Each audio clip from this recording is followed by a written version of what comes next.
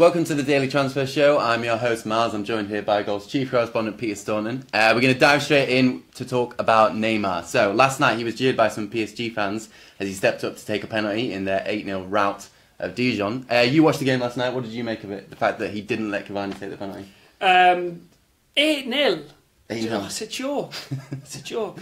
I mean, the budget gap between Dijon and PSG. Yeah. You know, it's unfair. I mean, it's these type of games that are going to have people screaming for a Super League come before too long. You know, Neymar played, scored 4 goals, and he barely raised a smile throughout. You know, there's no competition there for him. He can't test himself. And the same goes for, you know, maybe a few more of those PSG players who I just think are too good for that level. They could probably win those matches with players like Meunier, Lo Celso, Kimpembe. You know, they don't need their superstars at all to play in the in Ligue 1. They could probably just reserve 7 or 8 key first team players and just use Champions League. Just use them for the Champions League. So it's a weird situation. But Neymar, power move. Power move. Yeah. Power move from Neymar. We know the trouble that went on in September when there was the whole kerfuffle over the penalty kick. Yeah. And we know Cavani ended up missing a penalty kick that Neymar gave him earlier on in the season. So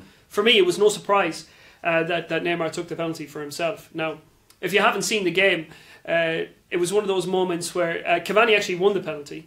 And then he walked away from the ball. He didn't even try and go for the ball because he knew that he's not the boss anymore. Neymar's the boss. Neymar's the boss. Yeah. And at that stage, it was Neymar's decision whether or not to give it to Cavani or not. Now, the significance was that the crowd were chanting Cavani's name. He just equalled Zlatan's goal scoring record for PSG, 156 goals.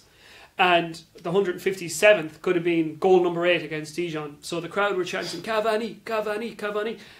Neymar picked up the ball, put it on the spot, and at that point he was booed. Now, I think people are reading a little bit too much into this because, you know, George Weah, who played for PSG, or Ronaldinho, or JJ Okocha, they could have been someone from the bench, Pauletta, PSG icons, could have been someone from the bench and given that penalty kick and they would have been booed as well. They wanted Cavani to take the penalty. It wasn't that they were booing Neymar and saying, we don't like you, Neymar. It's that it was more a reaction to the fact that they wanted to see Cavani break their record. You don't think Neymar could have used that opportunity to bring some more PSG fans onto his side to show that he isn't just a prima donna that some people think he is? Well, you go back some years ago, getting on for 10 years ago, Neymar was, when he was still playing for Santos in Brazil, and he had a falling out over a penalty kick with his own coach. He won a penalty, wanted to take it, and he was told to move aside and let the penalty taker take the kick.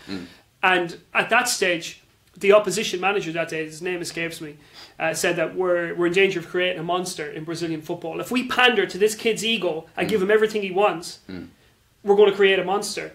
And the problem, when you're at a club like Barcelona, you got to stay in line. There's a code of behaviour that everybody adheres to once they're on the pitch. And because Messi is so high above the rest of them, there's a code of behaviour in the dressing room. Yeah. You know, Messi's the boss, you fall in line. Okay, so that monster couldn't really come out at Barcelona. But now that PSG is a small club for a big player, if you understand what I mean. Yeah. So he's running that dressing room, and that monster, that ego is now rampant. Yeah, I guess so. I mean, Meunier, he called PSG fans who booed him disgraceful. Would you pretend? I think he said the reaction was disgraceful. Yeah. He called the act of booing them disgraceful. Yeah. So the fans weren't disgraceful. Yeah. They acted disgracefully. Yeah. It's never nice to boo your own teammates. No. Or sorry, boo your own team. Even when a player's playing badly, I would recommend that fans don't boo their players. I think what's interesting for me is that obviously he's been linked quite heavily with Real Madrid. We think that it's a possibility. Like, certainly he is a very big player in it's a smaller league than he was at La Liga. Exactly, yeah. But what's interesting is Real Madrid fans aren't exactly unknown for booing players when they don't meet their high expectations. They've even as well. So booed Cristiano Ronaldo. Yeah, you know? Ronaldo, Casillas. They get the white hankies out. They love all that at the Bernabeu. But the interesting thing with Neymar is that he scored those 4 goals last night. One of the dribbles was, I don't know if you've ever played five-a-side with somebody who was at like a club when they were a kid or something like that, and was just too good for the level. He must have dribbled around 4 or 5 of these Dijon players and just knocked it into the net. Didn't even raise a smile. Yeah. You know, it's not easy for him. It's too easy for him. Playing at that level is too easy for him, and the only time he can really test himself is when the Champions League games come around. And that's why before long, if he's got any sort of competitive fire burning, he'll probably jump ship. And whether that's Real Madrid, well, I don't know where else he can go. So do you think in terms of the chances of him leaving, it's more likely to be the fact that the league isn't good enough rather than the fact the fans are booing him? Well, I think the fans are originally, I mean, nobody shifted more shirts than Neymar 10 at the start of the season. They're delighted to have him. They probably can't believe they're looked at they've got a player so good as Neymar. Yeah. But that one incident was, like I said, if it was Zlatan, if it was Okocha, if it was Ronaldinho, they would have booed that player too because they wanted Cavani to break the record. Simple as that. But that record's not going to last long. If Neymar spends another 2 or 3 seasons at PSG, which I don't think he will, that record's gone. Neymar's going to obliterate it. Okay. Well, we'll see what happens with Neymar. Let us know in the comment section what you think Neymar should do, whether he should stay at PSG for 2018, whether he should return to Barcelona, which hasn't really been mooted and it seems very unlikely at this point, considering all the bridges he's burned, or whether he should go to Real Madrid or just the Premier League, a club in the Premier League. Are you going to ask me what I think he should do? Go on, yeah, what do you think he should do? I think he should go to Real Madrid. You reckon? Yeah, I think it would. It's made for him. Yeah, I think it's tailor-made for him. He's a Galactico, isn't he? Absolutely, yeah. And you look at the likes of Bale, Benzema and Ronaldo, the way that they're playing this season, you would say that all 3 of those guys are replaceable in the lineup. Right now, on form, all 3 of those are replaceable in the lineup. So there's a good chance.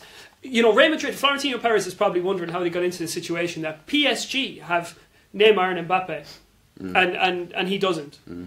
So I think maybe there could be a power move coming from the Bernabeu in the summer. I think it would be really good test of character for Neymar to go to Real Madrid. It's been a while, hasn't it, since Real Madrid bought a big player in? Well, that's it. They don't buy first-team players, really. The last first-team player that they bought was probably Toni Kroos, and that's getting on for 4 years ago. Yeah, 2014, yeah. All right, we'll see what happens there. Back over in the Premier League, one of the big transfers of yesterday was Theo Walcott's move to Everton. Yeah, from one Galactico to another. So he joined Everton, I think it was £20 million. He joined obviously straight away. Do you think he'll be a good signing for Everton? I think he's a good signing for Everton's level now. Yeah, Everton have got no real ambition to challenge for the top 4 or anything like that, and I don't think Walcott is good enough to play for any of the top 6. So he needs to fall into that next category. Your Leicesters, the B tiers. Yeah, your Leicesters, your Evertons, your Burnleys, your Southamptons, and Everton are probably.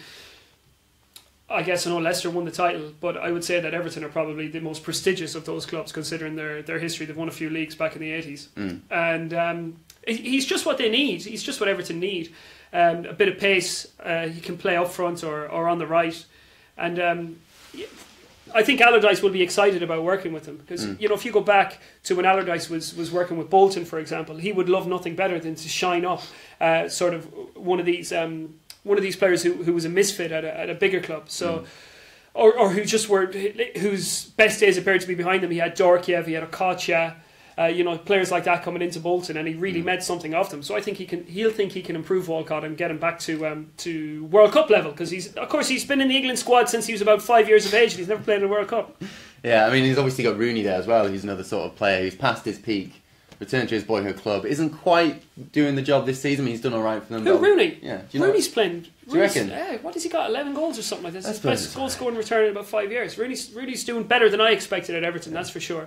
But the one thing, if I was an Arsenal fan, I'd be very happy to see Walcott go out the door, because I would group him in. I think there's a few Arsenal players who sort of define the second half of the Wenger era, and Walcott is one of them. Guys who are just kind of happy to play in such a lovely stadium, happy to be in London, happy to have their big wage, happy to be associated with a club like Arsenal, but who don't really give anything back. And Wenger has been he's been blindly loyal to guys like Walcott, and I know Ramsey would be in this category for some Arsenal fans. And you just don't seem to get that kick on in performance from them. They don't seem to appreciate what it is to play for Arsenal, and what it requires to follow players like Vieira and Henry.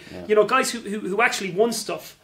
So they've got this impression of themselves like Arsenal legends, but they're not. They're absolutely not. So the more of these guys I could see go out the door, the better for Arsenal. There was a lot of Arsenal fans yesterday who were congratulating him. They were saying, he's a club legend. He scored, I think it was 108 goals for Arsenal. Big deal. You don't think it's a big deal at all? No, you're bound to score 100 goals if you're playing up front for Arsenal for 12 years, aren't you? Yeah. Well, no, I completely agree. I don't really understand the love that Walcott's career got yesterday. No, and what? He held them to ransom for 2 or 3 massive contracts as well. I mean, it's a joke that a player like Theo Walcott was one of Arsenal's top earners. Joke. Let us know in the comments section if you agree with the fact that Peter here thinks that he was a joke. I didn't say he was a joke. Why are you putting words in my mouth? You did it with Neymar as well earlier on. Oh yeah, it's a disgrace. Clickbaiting you essentially. Let's move on to Alexis Sanchez. Yes. And the latest for his potential transfer to Manchester United. So it seems like we're getting nearer and nearer. Arsene Wenger said this morning that it can happen, it can also not happen, but it is likely to happen. So it seems a matter of time now. It doesn't look like we're going to get another twist in the tail. Well, if it's going to be any club, it's going to be Man United. Yeah. And if it's going to happen, it's going to happen in the next few days. But he did also say that he might be in the squad on Saturday. So, but I think that's Wenger playing games. Yeah. I think it's all over onto the Mkhitaryan side now, onto the Raiola side. And we know Raiola is such a good agent for his clients that he's going to, as he said the other day, this is not Mkhitaryan as part of the Alexis deal. This is Alexis part of the Mkhitaryan deal, which shows you the esteem that he puts his clients in. So, we've spoken about Alexis a lot and what he could give to Man United.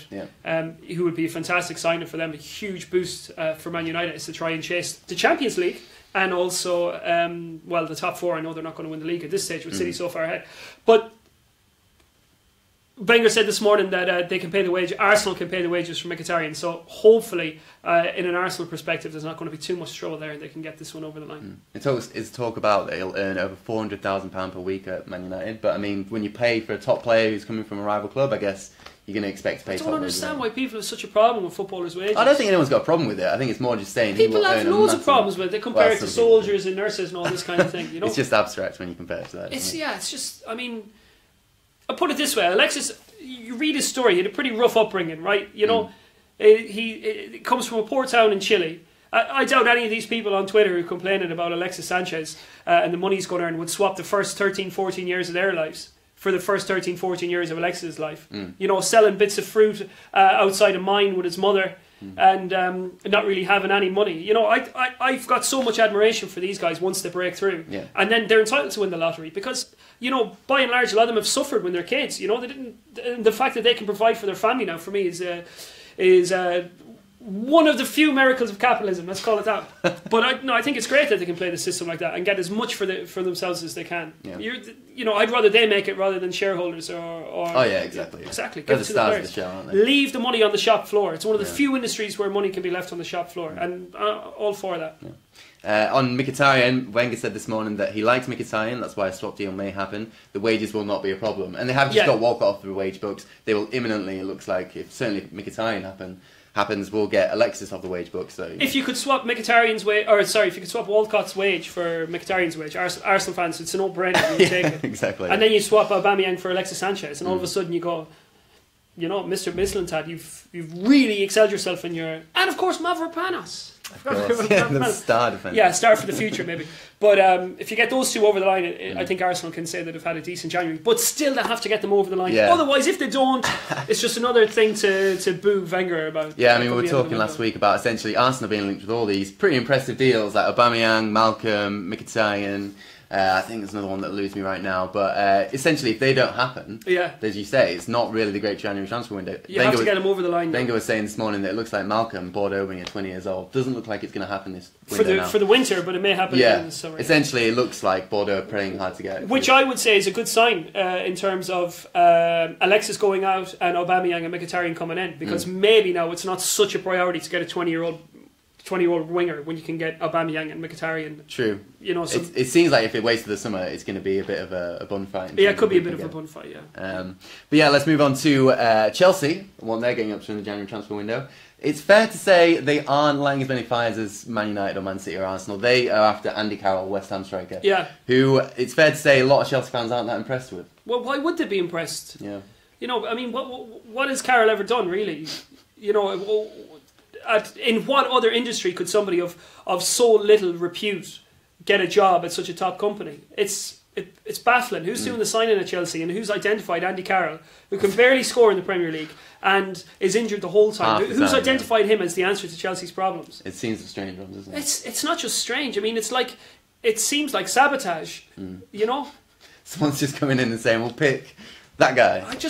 You could probably. There's probably. I mean, I think I could name 15 strikers better than Andy Carroll to play for Chelsea. 15 from the Premier League. I'm not going to do it right now, okay? But I bet there are. I bet there's like 15. I'm going to challenge you to that at some point.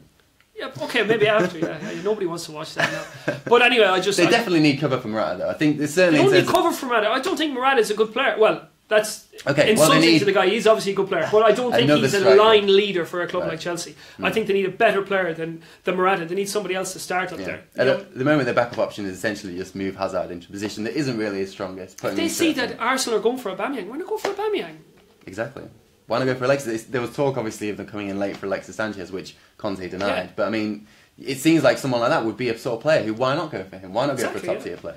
But you know, you're looking at Danny Drinkwater and Andy Carroll playing for the league champions. Yeah. You know, I mean, well, I know Danny Drinkwater's always playing for the league champions because he won it with Leicester, but you know what I mean? Like, you wouldn't be surprised to see these guys playing for a team lower down the league, you know, like a Stoke, for example. Yeah. I mean, we were talking about the B tier before, talking about Everton, obviously, signing Walcott. It feels with these signings that they're going for, like Chelsea are just settling for being, maybe not the B tier, but like the B plus tier, you know? It's strange, yeah. But they need you're talking about B plus, but they absolutely need A plus players to get them back to where they were last season. Yeah, they're struggling to keep hold of the ones they've got. Obviously, Eden Hazard has been banging his eyelids at Real Madrid, Courtois. And David Luiz hasn't been in the team, you know. I mean, it could go south very, very quickly for Conte and Chelsea if they're not careful. I think they need, it's not going to happen in January, but in the summer they probably need 300 million to spend, maybe 400 million to spend. Just get 4 or 5 top quality players, Yeah.